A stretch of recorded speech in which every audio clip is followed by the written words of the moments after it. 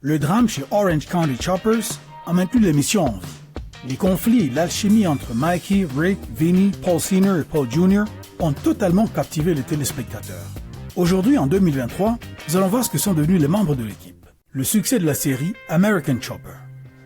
Commençons par le succès de la série American Chopper et son influence. Lorsqu'American Chopper a été diffusé pour la première fois en 2003, personne ne s'attendait à ce que cela devienne un tel phénomène. Avant l'émission, le monde des motos personnalisées était un univers caché.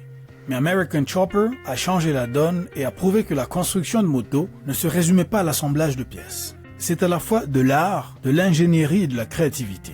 L'impact de l'émission a été énorme, inspirant une vague de nouveaux constructeurs et de fans. Soudain, les ateliers spécialisés ont prospéré et les événements motos ont attiré des foules plus importantes que jamais. Mais American Chopper n'est pas seulement une histoire de moto. C'était avant tout un drame familial.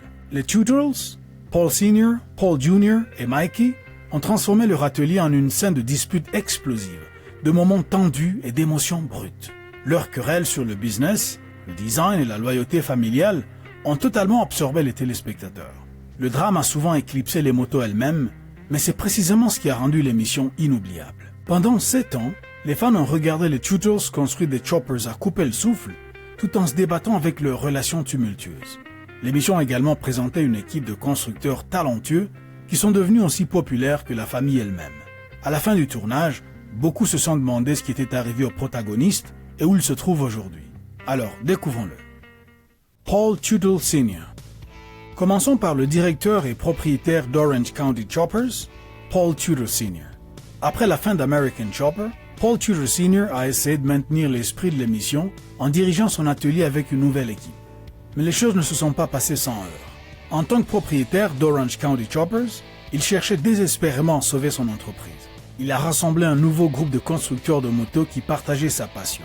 En 2018, American Chopper est revenu dans le cadre d'une vague de relance télévisée, mais les problèmes juridiques avaient déjà commencé en 2017, entraînant Paul Sr. dans de vilains conflits. Fin 2020, il a annoncé une grande décision.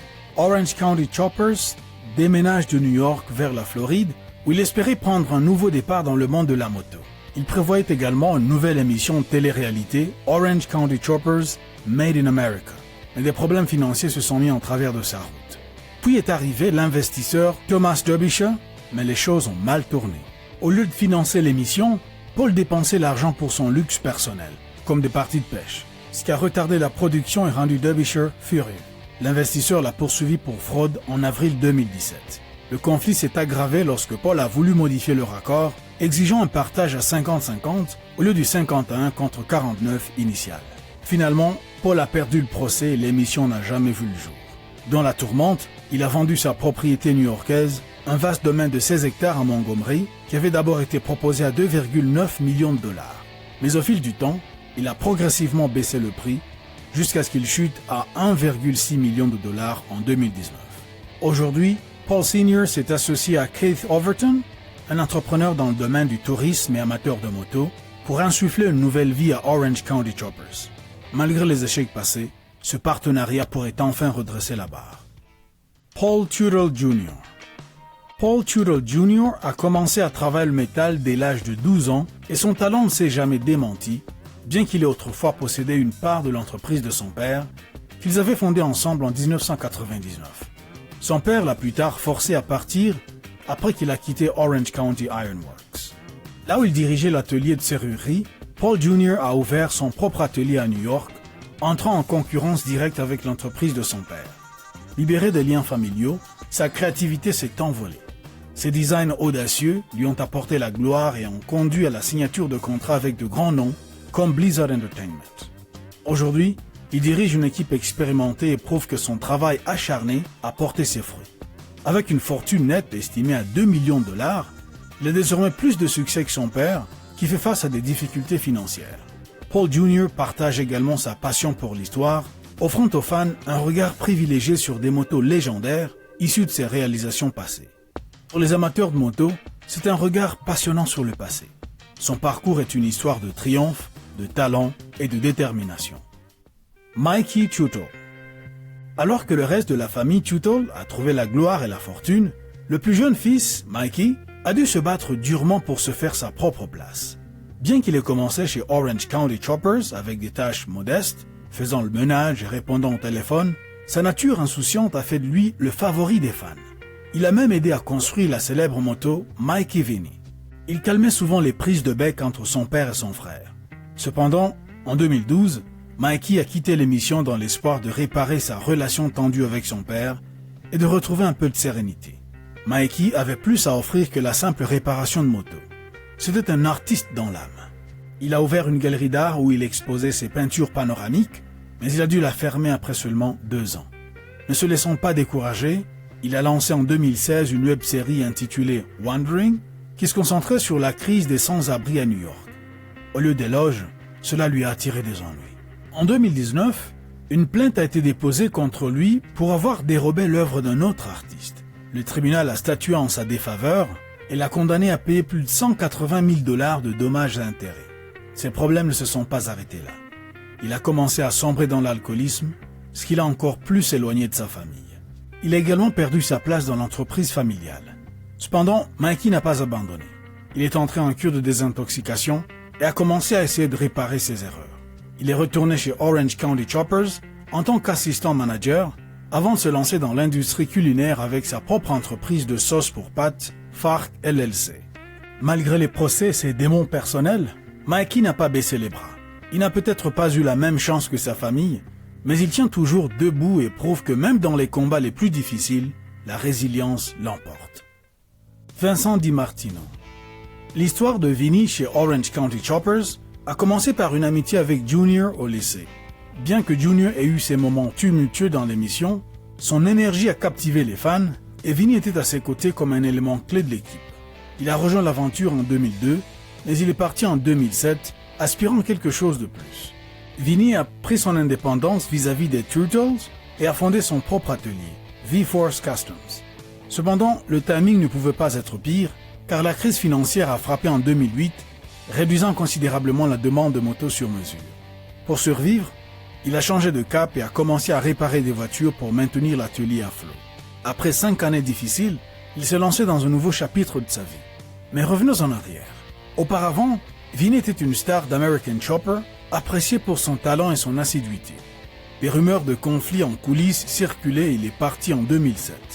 Il s'est associé à son collègue Cody Connolly et a parié sur lui-même.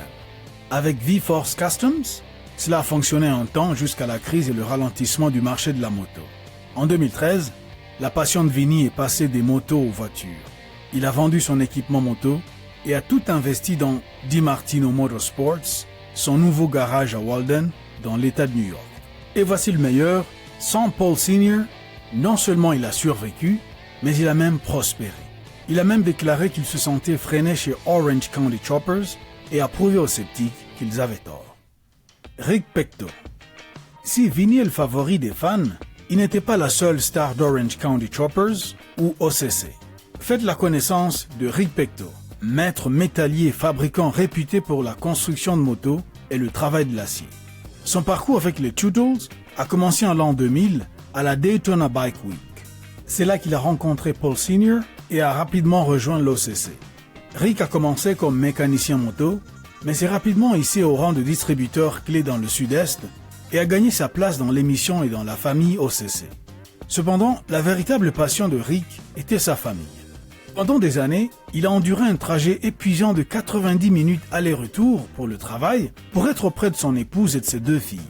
Réalisant qu'il avait besoin de changement, il a accepté un poste de chef fabricant chez Pocono Mountain Harley Davidson, en Pennsylvanie, où il aidait les motards à personnaliser leurs motos de rêve. Là-bas, il a perfectionné son art et s'est spécialisé dans la fabrication métallique sur mesure. En dehors des motos, Rick investissait sa créativité dans des couteaux faits main et a monté sa propre entreprise, RPD et compagnie, depuis chez lui. Ses couteaux de cuisine sont devenus célèbres pour leur précision et leur qualité, tout en lui permettant de passer plus de temps en famille. Rick est un véritable artisan et son histoire est celle du savoir-faire, de la détermination et de l'amour du métal et des siens. Cody Connolly. L'histoire de Cody chez Orange County Choppers et dans American Chopper a commencé alors qu'il était encore jeune. Son talent et son amour pour la construction de motos se sont manifestés dès le début. En tant qu'apprenti enthousiaste, il absorbait chaque détail du métier et démontrait ses capacités à chaque moto qu'il construisait. Son travail se distinguait. Il était précis, exact et plein de passion. Au fil du temps, le novice est devenu un professionnel chevronné et a laissé sa marque sur certains des motos les plus célèbres de l'atelier. Le départ de Cody de l'émission s'est fait sans grand bruit, ce qui a intrigué les fans, mais sa passion n'a jamais faibli. Avec Vinny DiMartino, il a fondé la société V-Force Customs, où leur passion commune a conduit à la création de motos incroyables. Chaque machine sortie de leur atelier portait la signature de Cody, un savoir-faire impeccable et une attention méticuleuse aux détails. Bien qu'il ait quitté la télévision, Cody est resté profondément immergé dans le monde de la moto. Il a collaboré avec les meilleurs constructeurs et a continué à développer ses compétences. Sa réputation a dépassé le cadre de l'émission et il a gagné le respect en tant que véritable maître de son art. Son travail ne consistait pas seulement à construire des motos. Il établissait un standard et prouvait que chaque création sur mesure est une véritable œuvre d'art. L'héritage de Cody ne se résume pas à la notoriété. Il repose sur le savoir-faire, la passion et des motos qui partent d'elles-mêmes. Jason Paul. Jason Paul était le brillant designer derrière American Chopper, connu pour son style audacieux et ses affrontements houleux avec Paul Sr. Son talent et son travail acharné ont fait de lui une star et il a profité de son passage dans l'émission pour lancer une carrière réussie dans le design. Après la fin de la série, Jason s'est lancé de nouveaux défis. Il a élargi son champ d'action des motos au design industriel. Bien qu'il soit discret en ligne, il partage parfois des instants de sa vie de père fier, publiant des moments touchants avec ses enfants. La passion de Jason a parfois conduit à des moments explosifs, comme lorsqu'il a jeté une moto d'un pont élévateur après une dispute avec Paul Sr. dans l'émission American Chopper, Senior vs Junior. Malgré le drame, ses compétences sont restées très recherchées. Aujourd'hui, il représente la société SolidWorks, dont il présente les outils de conception, tout en dirigeant sa propre entreprise, Jason Paul Designs. Il y fabrique des machines innovantes, comme une fraiseuse CNC de précision pour la production. Avant sa renommée, le parcours de Jason était inattendu. Il a servi dans le corps des marines des États-Unis, où il a appris la discipline qui a façonné son éthique de travail. Au lieu de se lancer directement dans la moto, il a étudié les beaux-arts et a perfectionné son œil créatif. En 2004, il a rejoint Orange County Choppers, où son engagement discret l'a rendu indispensable. Bien qu'il n'ait toujours pas été sous les projecteurs, son talent lui a rapporté une fortune de plus de 500 000 $. Les fans admiraient son calme sous la pression et la façon dont il gérait des tâches exigeantes sans se plaindre. Le parcours de Jason prouve que le talent et la détermination peuvent vous mener loin, même si la vie vous met à l'épreuve. Son histoire, des Marines à la célébrité dans l'univers de la moto, est une histoire de passion, de persévérance et de transformation. Les épisodes spéciaux d'American Chopper. 10 ans après la fin de l'émission, Paul Sr. et Paul Jr. ont surpris les fans en revenant à la télé. Ils ont joué dans une émission spéciale de 2 heures sur Discovery Go, où ils construisaient une moto sur mesure pour la ABC Supply Company.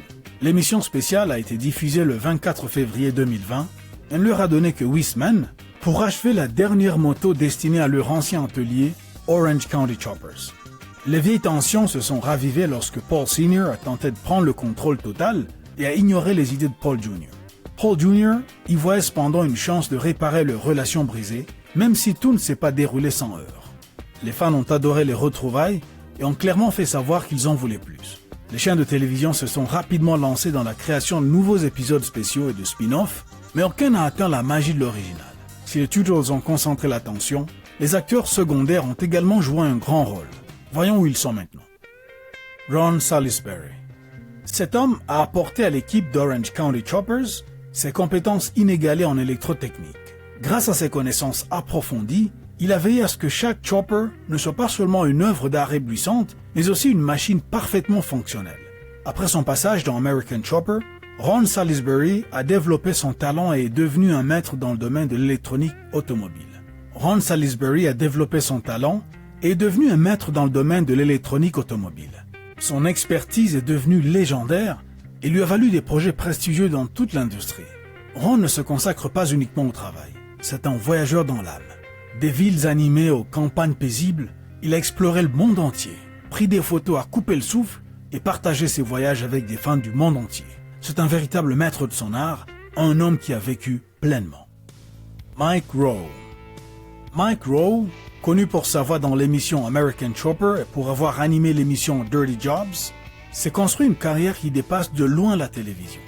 Après avoir quitté American Chopper en 2010, il est resté sous les projecteurs en animant des émissions à succès comme Deadliest Catch, Ghost Hunters et Returning the Favor.